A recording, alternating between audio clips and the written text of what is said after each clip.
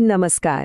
ચાલો આજે ગણિતના એક એવા આકારની વાત કરીએ જે દેખાવમાં તો એકદમ સાદો છે, પણ એની અંદર એટલા બધા ગુણધર્મો અને રહસ્યો છુપાયેલા છે ને કે મજા પડી જશે. હા, આપણે વાત કરી રહ્યા છીએ ત્રિકોણની.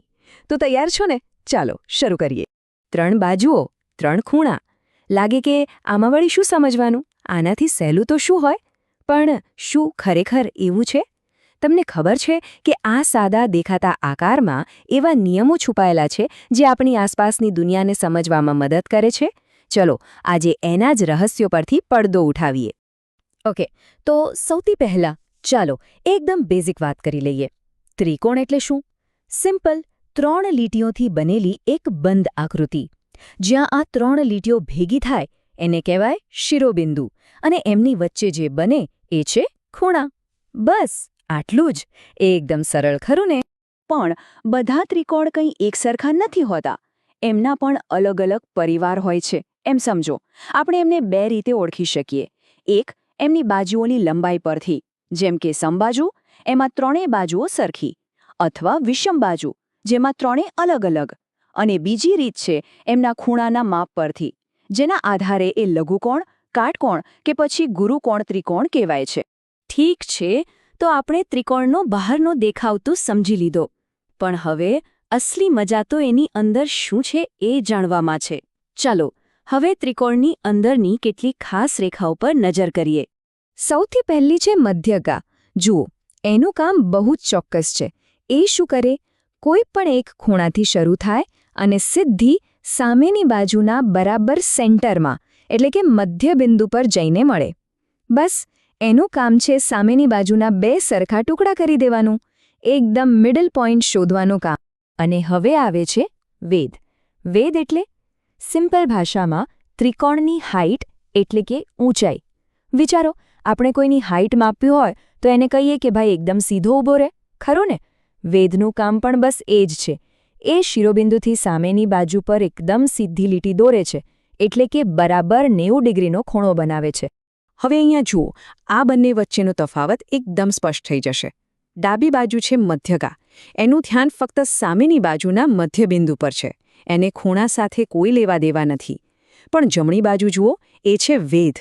એનું એક જ મિશન છે 90 ડિગ્રીનો ખૂણો બનાવવો, ભલે એ માટે એને મધ્યબિંદુથી દૂર રહેવું પડે. જોયું? એક મધ્યબિંદુ શોધે છે, બીજો ઊંચાઈ. પણ એક મિનિટ, એક સવાલ થાય.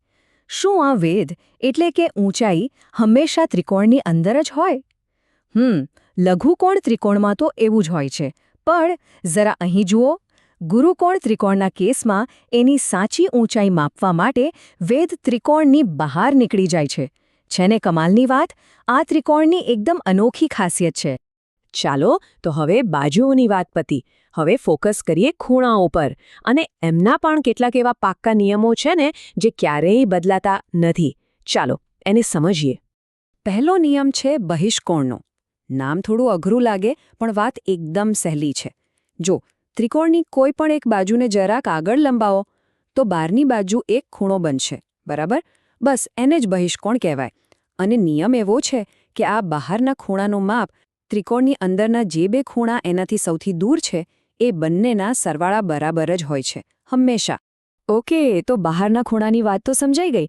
પણ સૌથી મોટો અને સૌથી જરૂરી સવાલ, ત્રિકોણની અંદર જે 3 ખૂણા છે એનું શું? એ ત્રણેયનો સરવાળો કેટલો થાય? શું એના માટે પણ કોઈ ફિક્સ નિયમ છે? આનો જવાબ છે ને એક મસ્ત મજાના પ્રયોગમાં છુપાયેલો છે. તમે કોઈ પણ ત્રિકોણ લે લો, કોઈ પણ. એના 3 ખૂણાને કાતરથી કાપી લો અને પછી એ 3 ટુકડાને એકબીજાની બાજુમાં ગોઠવો. જુઓ તો ખરા, શું બન્યું? એ હંમેશા એક સીધી લીટી જ બનાવશે. અને ગણિતની ભાષામાં સીધી લીટી એટલે કેટલા ડિગ્રી? બરાબર 180 ડિગ્રી. અને આ જ છે ત્રિકોણનો મેજિક નંબર.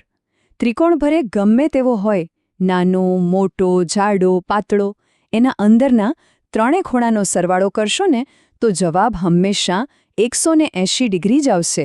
આ નિયમ ક્યારેય તૂટતો નથી. સારું, તો ખૂણાઓના નિયમો તો આપણે સમજી લીધા. પણ હવે બાજુઓનું શું? શું એમના માટે પણ આવા કોઈ નિયમ છે?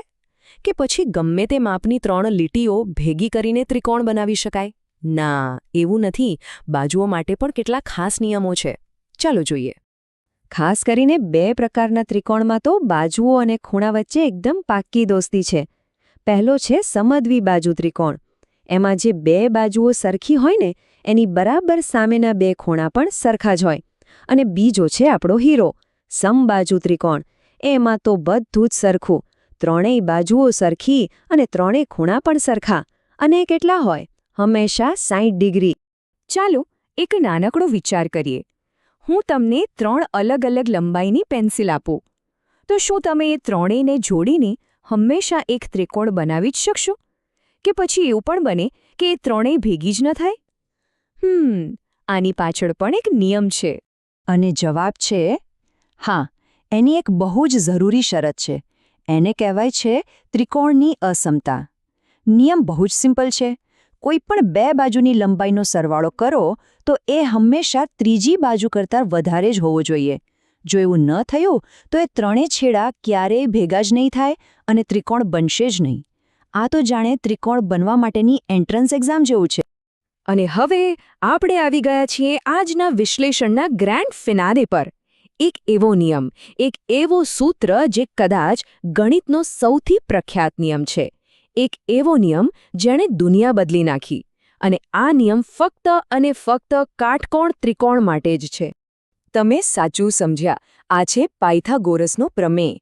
પણ એના સૂત્ર પર જઈએ એ પહેલાં જરા આ ચિત્રને ધ્યાનથી જુઓ. આ નિયમ શું કહે છે?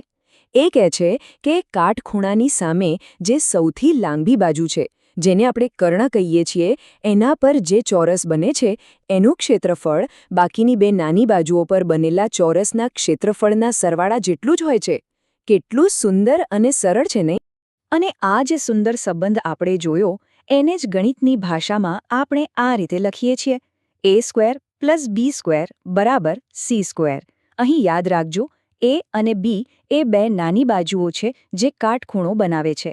અને c હંમેશા એ લાંબી બાજુ એટલે કે કર્ણ જ હોય છે. તો આનો ઉપયોગ કેવી રીતે થાય? એકદમ સહેલો છે. સૌથી પહેલાં કર્ણ એટલે કે c કયો છે એ શોધી કાઢ્યો. પછી બસ સૂત્રમાં તમને જે બાજુઓ ખબર છે એની કિંમત મૂકી દો. જેમ કે ધારો કે એક બાજુ 5 છે અને બીજી 12, તો 5નો વર્ગ થશે 25 અને 12નો વર્ગ 144. બંનેનો સરવાળો કરો એટલે મળશે 169. અને 169નું વર્ગમૂળ શું? 13. તો લો, મળી ગઈ ત્રીજી બાજુની લંબાઈ. છે ને એકદમ સરળ? તો આજે આપણે એક સાદા દેખાતા ત્રિકોણના કેટલાક જબરદસ્ત શક્તિશાળી નિયમોને સમજ્યા. પણ માની લેજો, આ તો ફક્ત શરૂઆત છે. આ જ નિયમો આપણને પિરામિડ અને પ્રિઝમ જેવા 3D આકારોને સમજવાની ચાવી આપે છે. પણ એ કઈ રીતે? એની વાત ફરી ક્યારેક કરીશું. ત્યાં સુધી વિચારતા રહેજો કે આ સપાટ દુનિયાના નિયમો ત્રિપરિમાણીય દુનિયાના રહસ્યો કેવી રીતે ખોલતા હશે.